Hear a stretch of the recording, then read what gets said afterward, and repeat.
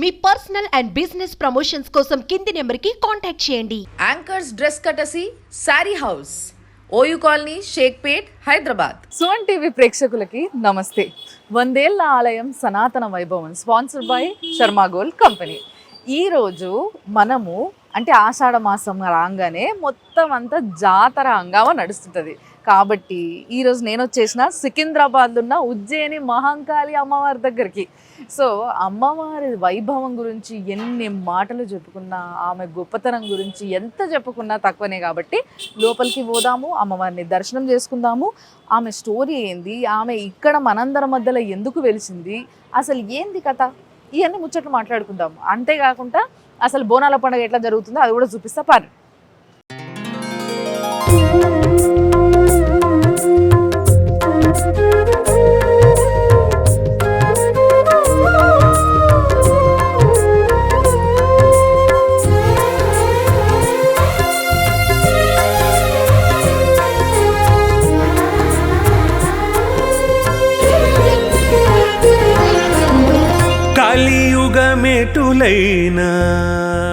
So market రోడ్లా చాలా busy ఉంటుంది. ఇక ఎట్లా ఆషాఢ మాసం మొదలైంది, కానీ మీకు తెలుసు కదా ఫస్ట్ గోల్కొండలో జరుగుతాయి జాతర. సో బోనాల పండుగ ఫస్ట్ గోల్కొండ నుంచి మొదలు కాబట్టి ఈడ ప్రస్తుతానికి కొంచెం మామూలుగా ఉన్నారు జనాలు. ఇంకొక వారం 2 వారాల తర్వాత మాత్రం అసలు కాలు పెట్టడానికి ఉండదు. కాబట్టి ఇప్పుడే దబ్బునొచ్చి, అంటే ఇప్పుడు కూడా బోనాలు చేస్తూ ఉంటారు. కొంతమంది భక్తులు ఎవరైతే చాలా జనాభా ఉన్నప్పుడు లోపలికి పోలేరో, అంటే ఎక్కువసేపు లైన్లో నిలబడలేని వాళ్ళు, చిన్నపిల్లలు ఉన్నోళ్ళు, చాలాసేపు టైం ఇయ్యలేని వాళ్ళు, ఇట్లాంటి వాళ్ళు మాత్రం ముందుగానే ఎప్పుడైతే ఆషాఢ మాసం మొదలవుతుందో అప్పుడే ఇట్లా మంగళవారాలు, ఆదివారాలు బోనాలు చేస్తూనే ఉంటారు ఈడ. సో బోనాలు చేసుడు, వడిబియ్యాలు పోసుడు, అమ్మవారికి ఈ ఆటలు పోసుడు, ఇవన్నీ కూడా జరుగుతున్నాయి అన్నమాట. సో ఇప్పుడు ఉజ్జయిని మహంకాళి అని మనం అంటున్నాం కదా.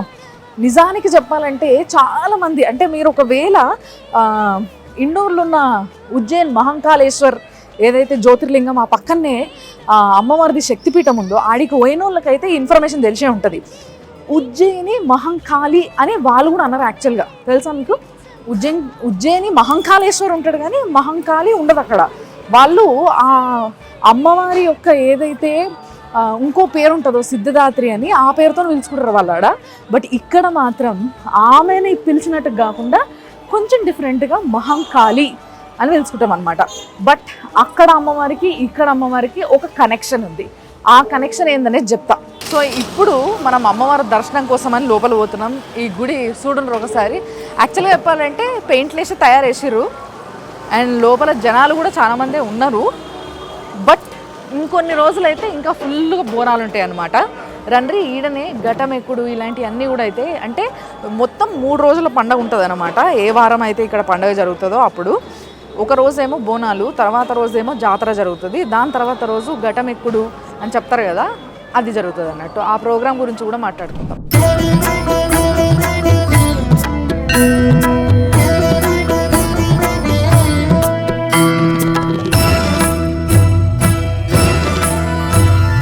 సృష్టి స్థితి లయ కారణకారుని శాంతి ప్రదాయిని శక్తినుతే జగజనని జయ జయ జయకారిణి జ్ఞానస్వరూపిణి జ్యోతినుతే రాగస్వరూపిణి భావ వికాసిని త్యాగ విరాగిణి భోగినుతే.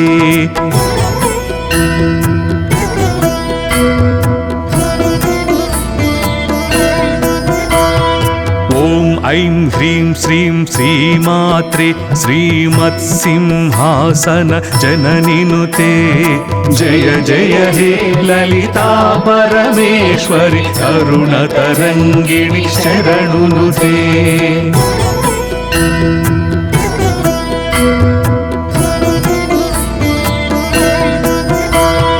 सर्वेश्वरि ओं सर्वाक्षरि ओं सर्वातीता सरसिनुते वेद विनोदिनि विजय विकासिनि वैष्णव पूजित विष्णुनुते కదంబవనవాసిని కామేశ్వరి కామదాయి కామాక్షినుతే జయ జయ హే లలితా పరమేశ్వరి కరుణతరంగిణి శరణునుతే. మరి ఈరోజు అమ్మవారి గురించి తెలుసుకోవాలి అని అంటే మనకి ఒక పెద్ద మనిషి చెప్తే దానికి వచ్చే అందమే వేరు.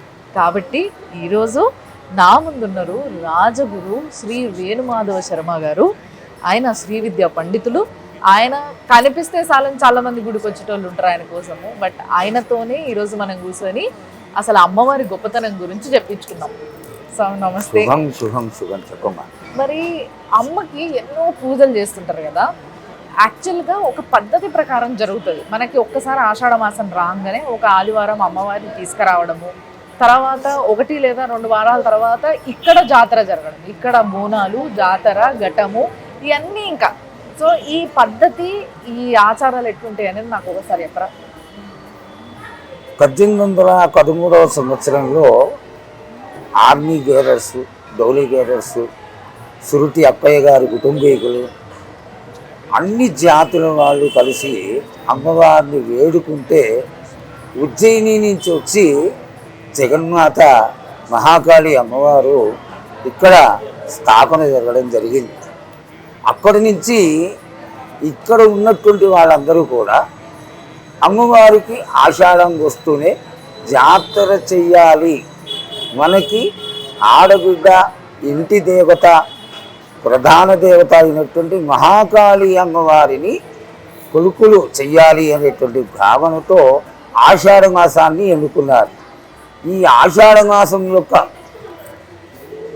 మొట్టమొదటి ఆదివారం రాగానే అమ్మవారిని ఘటస్వరూపంగా అలంకారం చేసి ఆ ఘటస్వరూపంలో ఉన్నటువంటి అమ్మవారిని అందరూ కూడా ఈ జాతి మత కుల భేదం లేని ఇక్కడ ఆ రోజు స్థాపన చేసిన వాళ్ళందరూ ఇక్కడ మనకి ఎల్లలుగా ఉన్నటువంటి ట్యాంకు గండు స్థానంలో ఒక ముఖ్యమైనటువంటి అమ్మవారి ఆలయాన్ని ఎంచుకుని ఇది తరతరాలుగా వస్తున్నటువంటి ఆలయం.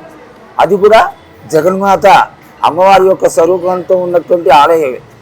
ఆ ఆలయంలో ఇక్కడ ఆనాడు కుమ్మరి వారి చేత ఘటాన్ని తయారు చేయబడేది.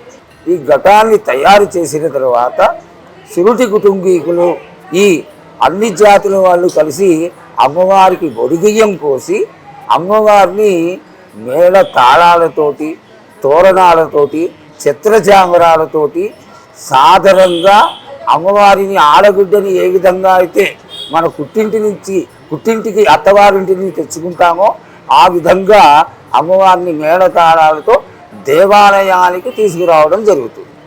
సో ఈ విధంగా అమ్మవారు మొదటి ఆదివారమే ఆషాఢ మాసంలో అమ్మవారికి వచ్చి ఉన్నది మన కోసం. ఇప్పుడు అమ్మవారు చేయించుకునే పూజలు మహావైభవం ఈడ నిజంగా చెప్పాలంటే. అంటే బోనాల పండగ రోజు అసలు కాలెట్టేటందుకు సందే ఉండదు. బోనాల పండగ మళ్ళీ అది 3 రోజుల జాతర. ఆ జాతర ఎట్లా జరుగుతుందో చెప్పండి. కొంతకాలం క్రిందట వైదిక అడ్వైజర్లందరూ నిర్ణయించి అమ్మవారికి చండీ హోమాన్ని, అమ్మవారి ఆలయంలో నిత్య అభిషేకాలు, అర్చనలు ఇవన్నీ మొదలుపెట్టడం జరిగింది. అయితే మొట్టమొదటి ఆదివారం రోజున తెల్లవారుజామున 6:30-7 గంటలకి మొట్టమొదట 6 గంటలకి శుక్రఘాత దర్శనం అయిన తర్వాత మూర్తికి అభిషేకాలు, ఆ తర్వాత ఆలయ మంటపంలో అందరూ సస్యశ్యామలంగా అమ్మవారి యొక్క ఆశీర్వాదంతో ఇన్ని లక్షల మంది కూడా సుఖశాంతులతో తిరిగి ఇళ్లకు వెళ్ళి వారి యొక్క ఆనందాన్ని చక్కగా పంచుకోవాలనేటువంటి ఒక ఆసక్తితో మహాగణపతి హోమం జరుగుతుంది. ఈ మహాగణపతి హోమం లోక కళ్యాణార్థమే జరుగుతున్నటువంటిది.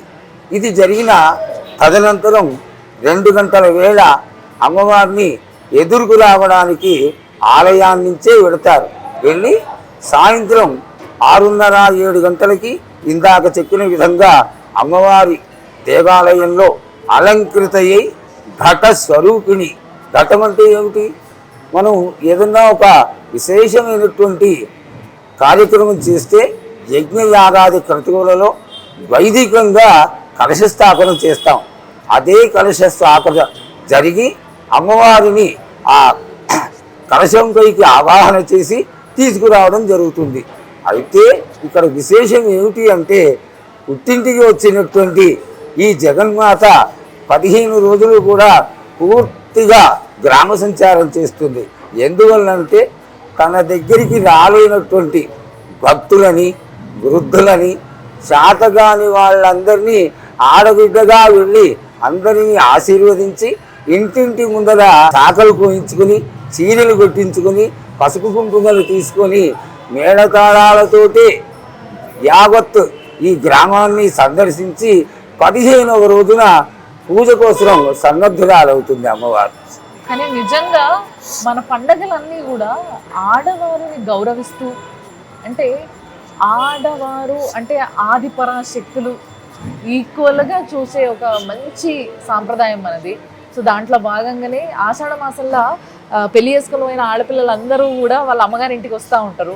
అమ్మగారింటికి వచ్చి బోనాలు చేసేది ఇదంతా కూడా ఇక్కడ తెలంగాణలో బాగా మనం పాటించేది. సో దాదాపుగా ఈ పండగ నెల మొత్తం కలిపి ఎంతమంది వస్తుండొచ్చు గురుగారు ఈ గుడికి? అసలు ఈ పండుగ ప్రాధాన్యత ఆడపిల్లలకి సంబంధించింది. యాదేవి సర్వభూతేషు మాతృరూపేణ సంస్థిత. జగన్మాత ఆలయంలో అమ్మవారి ప్రాధాన్యత ఎంత అంటే తెలంగాణ అంతా కూడా లష్కర్ బోనాలుగా ప్రసిద్ధికి ఎక్కినటువంటి ఈ అమ్మవారి దేవాలయంలో మాతృ ప్రధానమైనటువంటి పండగయే ఈ జాతర. ఆషాఢం వచ్చింది అంటే తెలంగాణ ప్రజలకి అత్యంత ఆనంద కోలాహలాలతో కూడుకున్నటువంటి పండగ.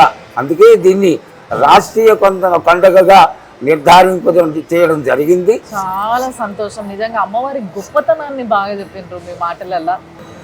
ఒక మంచి ఇంట్రెస్ట్గా దీని యొక్క విశిష్టతని తెలుసుకున్నాం. అమ్మవారి అనుగ్రహం నీకు ఎల్లకాలం ఎల్లవేళలా ఉండాలని ఆశిస్తాను.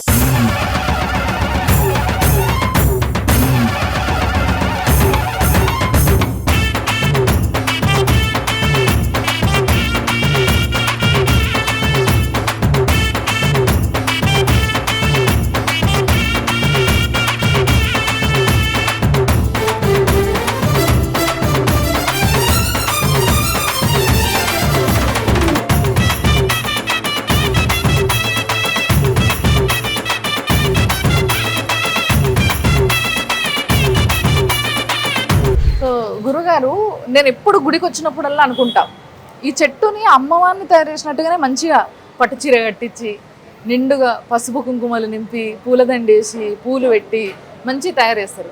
ఈ చెట్టు విశిష్టత ఏంది? మన తెలంగాణ సాంప్రదాయంలో ఏక చెట్టే అమ్మవారుగా భావన చేస్తారు. అయితే ఏనాడైతే 250 సంవత్సరాల క్రిందట అమ్మవారిని తీసుకొచ్చి ఇక్కడ స్థాపన జరిగిందో ఆ రోజుకి ఇక్కడ ఉన్నటువంటి చెట్టు 200 సంవత్సరాలుగా పెరుగుతూ పెరుగుతూ పెరుగుతూ శాఖోకు శాఖలుగా 3 అంతస్తులకి చేరిపోయింది అమ్మవారు. అయితే ఇక్కడ విశేషం ఏమిటంటే ఈ యొక్క అమ్మవారి విశిష్టత యూనివర్సిటీలో రెఫరెన్స్గాను, స్టూడెంట్స్కి ఈ యొక్క వేప చెట్టు యొక్క వైశిష్ట్యాన్ని తెలియజేయడానికి ఒక రెఫరెన్స్గాను చూపబడుతోంది.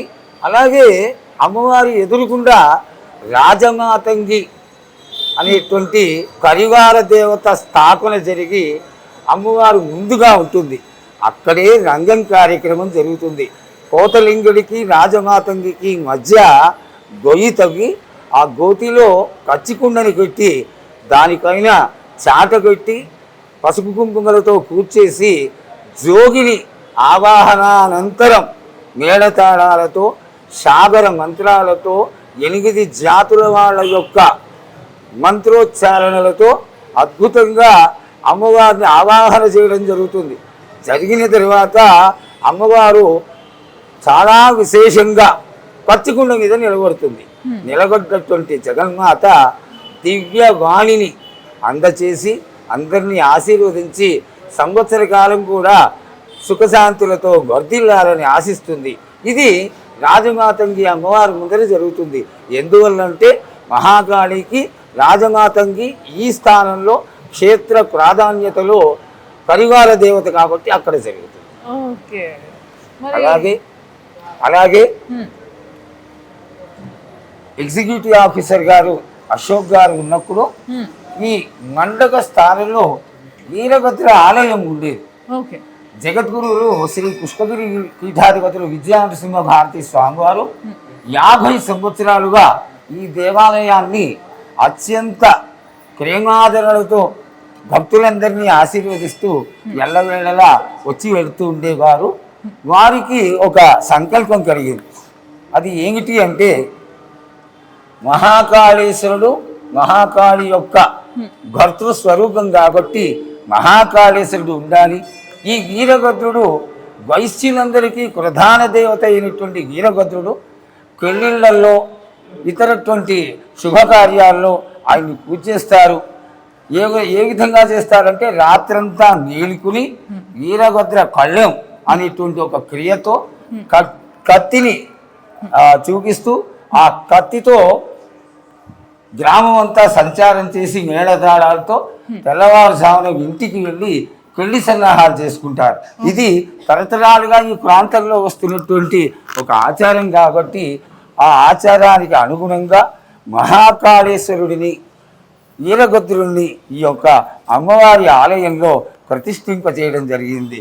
జగద్గురువులు స్వయంగా వారి హస్త కమలాలతో మహాకాళేశ్వర ప్రతిష్ట, వీరభద్రేశ్వర స్వామి ప్రతిష్ట, నందీశ్వరుడు, గృంగి మొదలకు పరివార దేవతలన్నింటినీ కూడా ఈ మహాకాళేశ్వర దేవాలయంలో ప్రతిష్ఠింపజేయడం జరిగింది. చాలా సంతోషం. అంటే యాక్చువల్గా చాలామంది ఈ గుడికి వచ్చిన వాళ్ళకి ఈ గుడి సెపరేటు ఆ గుడి సెపరేటు అసలు సంబంధం లేదేమో అనుకుంటారు. కానీ పరివార దేవతల కింద ఇంతమంది దేవుళ్ళను లోపల ప్రతిష్ఠించడం జరిగింది అంటే ఇక్కడ ఎంతమంది పెద్దవాళ్ళు వచ్చి ఎన్ని ఆలోచించిన తర్వాత ఇట్లా దేవుళ్ళని ఏ స్థానంలో ఏ దేవుడిని పెట్టాలి. ఇక్కడ మాత్రం ప్రతి పెండ్లకి వైశ్యులలో ఖచ్చితంగా మేళతాళాలతో వస్తాను. అవును. రాత్రి వీరభద్రుడికి అన్నీ పెట్టి ఆ మేళతాళాలతో ఊరంతా తిరుగుతారు. తిరిగి మళ్ళీ తెల్లవారుగా పెళ్లికి వెళ్తారు. అవును. వీరభద్రుడు ప్రధాన దేవత. ఈ ప్రాంతంలో వీరభద్రుడు ఉండేవాడు. ఓకే. వీరభద్రుడు అందుకని ప్రతిష్ఠ చేశారు. అమ్మవారికైనా అయ్యవారికైనా వీరభద్రుడే కదా. ఇద్దరికి ఆయన క్షేత్రపాలకుల్లో ఎక్కడ పోయినా ఉంటాడు. వీరభద్ర ఎత్తుంటారు కదా, అది కారణం అన్నమాట.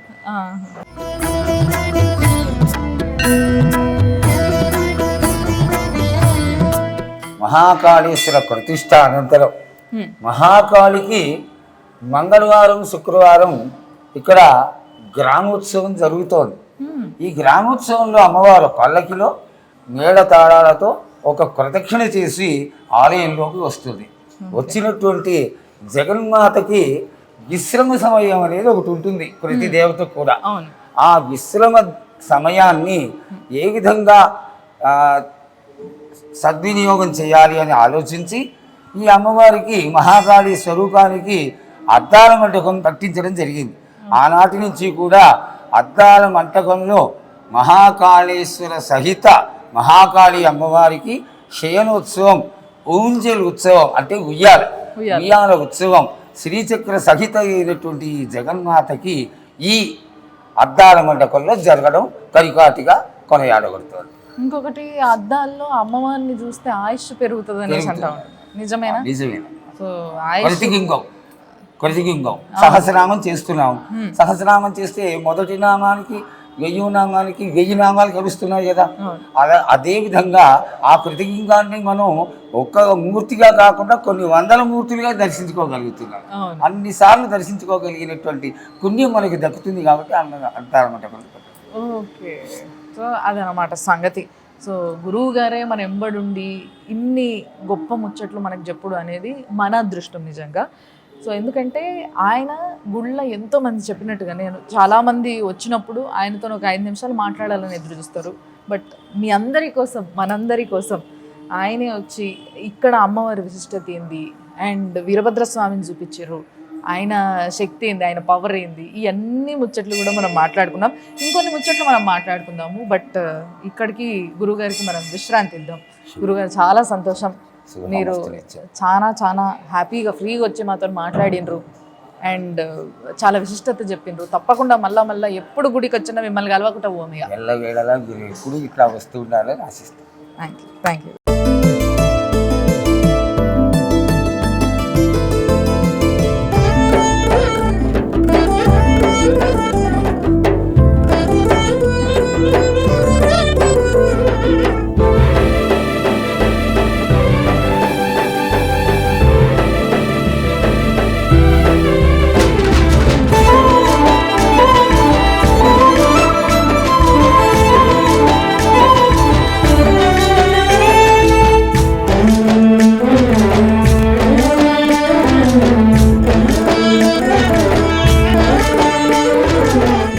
అయితే ఇప్పుడు మనం ఉన్న ఈ సికింద్రాబాద్ ఉజ్జయిని మహంకాళి అమ్మవారికి నేను బయట మీకు చెప్పిన కదా, మనము ఉజ్జయిని ఇండోర్లో ఉన్న ఉజ్జయిని మహంకాళి, అక్కడ యాక్చువల్గా మహంకాళి అనరు, అమ్మవారికి వేరే పేరు ఉంటుంది. బట్ ఆమె రూపమే ఈమె. ఎందుకు అనంటే ఈ గుడిని అంటే ముఖ్యంగా ఫస్ట్ ఈ అమ్మవారిని ప్రతిష్ఠించాలన్న సంకల్పం మన సూరేటి అప్పన్న గారిది. సో సూరేటి అప్పన్నకి అప్పుడు అనిపించిందంటే ఇక్కడ వాళ్ళందరికీ ఎప్పుడు 1813లా అంటే 1813లా కలరా వ్యాధి సోకి చాలామంది జనాలు చనిపోతున్నారంట. అట్లా చచ్చిపోతున్న టైంలో మొక్కుకున్నాడంట ఆయన, అమ్మ ఇంత వేదన ఎందుకు మా వాళ్ళంతా చచ్చిపోతున్నారు, చిన్న చిన్న పిల్లలు చచ్చిపోతున్నారు అని చెప్పేసి ఉజ్జయిని మహంకాళి దగ్గరికి పోయి మొక్కుకున్నాడంట. నువ్వు ఒకవేళ ఆ వ్యాధిని తగ్గించి మా వాళ్ళంతా మంచిగా ఉండేటట్టు చేస్తే నిన్ను మా ఊర్లోనే ప్రతిష్ఠించుకొని నీకు పెద్ద గుడి కట్టి సంబరాలు చేస్తాము, పూజలు చేస్తాము, వైభవంగా మొక్కుకుంటాము అని చెప్పేసి అక్కడ మొక్కున్నాడట. అప్పుడు తిరిగి వచ్చిన తర్వాత ఇక్కడ అందరూ జనాలు కూడా మెల్లమెల్లగా సెటిల్ అవ్వడము, ఆ వ్యాధి తగ్గిపోవడము, అంత మంచిగా జరగడము జరిగిందట. దాని తర్వాత ఇక్కడ అమ్మవారిని అక్కడి నుంచే అంటే ఉజ్జయిని నుంచి ఆ అమ్మవారిని అక్కడి నుంచి తీసుకొచ్చుకొని ఇక్కడ ప్రతిష్ఠించుకొని అమ్మవారికి పూజలు చేయడం మొదలుపెట్టారు. అది 1813లో మొట్టమొదటిసారి జరిగింది. భవిష్యవాణి చెప్పేటందుకు రంగం ఎక్కి, అది కూడా రంగం ఎక్కుడు అంటే మీకు తెలుసు కదా, పచ్చికుండ అంటే పచ్చిదని కాదు అర్థం. బేసిక్గా ఎప్పుడైనా మట్టితోని ఏదన్నా బ్రిక్స్ కానీ లేకపోతే అంటే ఇటుకలు కానీ కుండలు కానీ ఏమైనా వేసినప్పుడు ఏం చేస్తారు, వాటిని కాలుస్తారు కదా. సో అట్లా కాల్వకుంటూ ఉన్నదాన్ని పచ్చికుండ అంటారు. అట్లాంటి పచ్చికుండ పైన నిలబడి భవిష్యత్ ఏందో చెప్పగలిగే కెపాసిటీ అమ్మవారు ఒకరికి ఇస్తారు అన్నట్టు. సో ఆవిడే దానిపైన నిలబడి ఆ భవిష్యత్తుని చెప్తుంది. అంటే ఆ సంవత్సరం అంతా కూడా ఏ విధంగా ఉండబోతుంది, మనకి వర్షాలు ఏ విధంగా పడబోతున్నాయి, ఎలాంటి నష్టం రాబోతుంది, ఎలాంటి మంచి జరగబోతుంది, ఆమె మనం చేసిన పూజలతోని సంతృప్తి చెందిందా లేదా, ఇలాంటి విషయాలన్నింటినీ కూడా భవిష్యవాణిలో మనం చూస్తాం అన్నట్టు. సో ఇదంతా జరుగుతుంది. సో ఇలాంటి వేడుకలకి ఎంతోమంది లక్షలాది మంది జనాలు ఎక్కడెక్కడి నుంచో ఇడికి వస్తారు. ఇక ఇదైతే మీకు తెలుసు మొత్తం ఇంటి మధ్యలోనే, అన్ని ఇల్లులు షాపుల మధ్యలోనే ఉంటుంది ఈ గుడి. ఇక చూడుండ్రి, చాలామంది పిల్లలు పుట్టాలని చెప్పేసి లేకపోతే పిల్లలు పుట్టిన తర్వాత మొక్కుకున్న వాళ్ళు ఇట్లా తొట్టెలు కడతారు. సో మొక్కుకున్న కోరిక తీరిన తర్వాత చాలామంది వచ్చి ఇట్లా తొట్టెలు కడతారు. కొంతమంది ఇట్లా చిన్నవి కడతారు, కొంతమంది ఏమో పెద్ద పెద్ద ఇట్లా రంగులు పేపర్లతో కవర్లతో తయారు చేసినవి ఉంటాయి కదా తొట్టెళ్ళు, అలాంటి తొట్టెళ్ళు కూడా తీసుకొచ్చి ఇట్లా పెద్ద పెద్ద బండ్లల్లో తీసుకొచ్చి మరీ ఇక్కడ కట్టేసిపోతారు బయట. సో తొట్టెళ్ళు కట్టుడు, ఘటాలు, మళ్ళా బోనాలు, మళ్ళా ఇలాంటివన్నీ కూడా ఇక్కడ మనం చూస్తాం అన్నట్టు బేసిక్గా. అండ్ ఇంకొకటి ఏంది తెలుసా, ఇప్పుడు కరెక్ట్ ఈ చెట్టు ఉంది కదా, ఈ యాప చెట్టుకి వెనకాల పూర్వంలో ఒక బావి ఉండేదట. ఆ బావిలో నీళ్ళు ఉండేవి. అండ్ దాంతోపాటు ఒకరోజు ఏం జరిగిందంట అంటే ఇట్లనే పండగ రోజులల్లో రంగం ఎక్కుతారు కదా, రంగం ఎక్కిన ఆమెకి అమ్మవారు పూంతుంది కదా, అప్పుడు ఆమె చెప్పిందంట, నేను ఇక్కడనే ఈ బాయిలు ఉన్నా నన్ను బయటికి తీయండి అని చెప్పేసి ఆమె చెప్పిందంట. చెప్తే అందరు ఆశ్చర్యపోయి ఆ బాయిలో చూస్తే ఇప్పుడు ప్రస్తుతం లోపల గర్భగుళ్ళ మనం ఉజ్జయిని మహంకాళి అమ్మవారు పక్కనే ఇంకొక చిన్న అమ్మవారిని చూసినాం కదా, ఆమె పేరు మాణిక్యాలమ్మ. సో ఆ మాణిక్యాలమ్మ ఆ బాయిలో దొరికిందనమాట. అందుకోసమే ఆమెను కూడా సమంగా అక్కడనే పక్కకు కూర్చోబెట్టి పూజలు చేస్తున్నారు. చూసారు కదా, ఇక్కడ మొత్తం నిమ్మకాయ దీపాలు. ముఖ్యంగా ఈ అమ్మవారు పరివార దేవత. ఈ అమ్మవారి దగ్గరనే బోనాలు ఎక్కిస్తారు అన్నట్టు. బోనం అంటే తెలుసు కదా, మన తెలంగాణ సంస్కృతి గొప్పతనమే అది. అసలు మనకి తిండి, గాలి, నీరు, మనకి ఈ ప్రాణవాయువులన్నీ ఇచ్చిన ఆ అమ్మవారికి తిరిగి అమ్మ నువ్వు ఇచ్చినందుకు థ్యాంక్స్ ఎట్లా చెప్పాలనో అర్థమైతలేదు అని చెప్పేసి బోనం రూపంలో ఆమెకి భోజనం తీసుకుపోయి పెడతాం అన్నట్టు. అంతే కదా, ఆమెని పూజించడానికి ఆమె సృష్టించిన పూలు, ఆమెని పూజించడానికి ఆమె కడుపు నింపేటందుకు ఆమె మనకి పెట్టిన తిండినే మళ్ళీ తిరిగి ఆమెకి పెట్టే గొప్పదనమే ఈ బోనాల పండగ. అందుకోసమే ఇది రాష్ట్రీయ పండగ అయింది. మన తెలంగాణ పండగ బోనాల పండగ.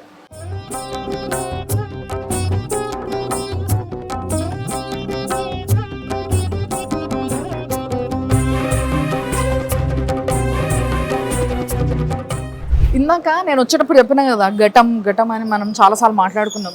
ఇదే అమ్మవారి ఘటం అంటే బేసిక్గా లోపలంతా కూడా కలశం అన్నట్టు. ఆ కలశం పైన అమ్మవారి ఫేసు, అమ్మవారికి చీర, నగలు, నిండుగా పూలు ఇవన్నిటితో అలంకరించి చాలా బరువుగా ఉంటుంది ఇది. కానీ ఇంత బరువుది కూడా ఒక వ్యక్తి తల మీద పెట్టుకొని ఏ సపోర్ట్ లేకుండా, అంటే చేతితోను కూడా పట్టుకోవాల్సిన అవసరం లేకుండా ఎంతసేపు అయినా ఎన్ని గంటలైనా కిందికి దించకుండా నడవగలిగే శక్తి ఆ వ్యక్తికి వస్తుంది అని అంటే అదంతా ఆమె పవరే. ఆమె తల మీద కూర్చుంటే అట్లుంటుంది అన్నట్టు. సో అందుకోసమే ఈ ఘటాన్ని ఏం చేస్తారంటే, ఇప్పుడు ఒక్కసారి అమ్మవారు వచ్చినప్పుడు అంటే ఆషాఢ మాసంలో మొదటి వారం ఆదివారం రోజు వీడికి అమ్మవారిని తీసుకొస్తారు కదా, ఇంకా ఆ రోజు నుంచి ప్రతిరోజు ఆషాఢ మాసంలో అమ్మవారు ఇక్కడ మొత్తం సంచరిస్తుంది అన్నట్టు. సో అమ్మవారు సంచరించడం అంటే ప్రతి ఒక్కరింటి ముంగటికి ఘటం పోయి ఆగితే అందరు వచ్చి ఒడిబియ్యం పోస్తారు, మొత్తం దీపాలు పెడతారు, ఆరతులు ఇస్తారు, పసుపు కుంకుమ చీరలు ఇవన్నీ కూడా ఆ అమ్మవారికి సమర్పించుకునే ఒక అవకాశం ప్రతి ఒక్కరికి ఇవ్వడం అన్నట్టు. సమంగా అంటే కుల మత భేదాలు లేకుండా ప్రతి ఒక్కరి ఇంటి ముంగటికి అమ్మవారే స్వయాన పోవడం అనేది అదొక పద్ధతి. సో అదే ఆ అమ్మవారు.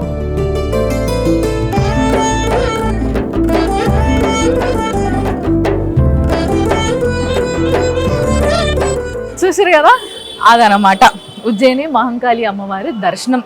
ఎంత మంచిగా అనిపించిందో నిజంగా. అంటే ఎంతోమంది ఎందుకు వస్తారో తెలుసు కదా, ఆ అమ్మవారి శక్తి ఆడ కూర్చొని మనందరం మొక్కుకున్నది నేనున్నా నేను చూసుకుంటూ బిడ్డ అన్నంత మాత్రాన ఎంత ఆనందం కలుగుతుంది మనకి, ఎంత ధైర్యం వస్తుంది. ప్రతిరోజు పని చేసుకోవడానికి ప్రతిదాన్ని ఎదుర్కోవడానికి ఒక ధైర్యం కావాలి కదా మనకి, అది ఆమె ఇచ్చి పంపిస్తుంది అన్నట్టు ఆమె దగ్గరకు వస్తే. సో అలాంటి దర్శనం మీకు కావాలంటే, అలాంటి ధైర్యం మీకు కావాలంటే తప్పకుండా అమ్మవారిని దర్శించుకోవాలి. మీరు కూడా వచ్చేసేది సికింద్రాబాద్ మార్కెట్లో ఉన్న ఉజ్జయిని మహంకాళి అమ్మవారి టెంపుల్కి. సో ఇది ఈ వారం 100 ఏళ్ల ఆలయం సనాతన వైభవం, sponsored by Sharma gold company. చూస్తూనే ఉండేది సుమన్ టీవీలో. యాంకర్స్ డ్రెస్ కటసి sari house, OU colony, Shaikpet, Hyderabad.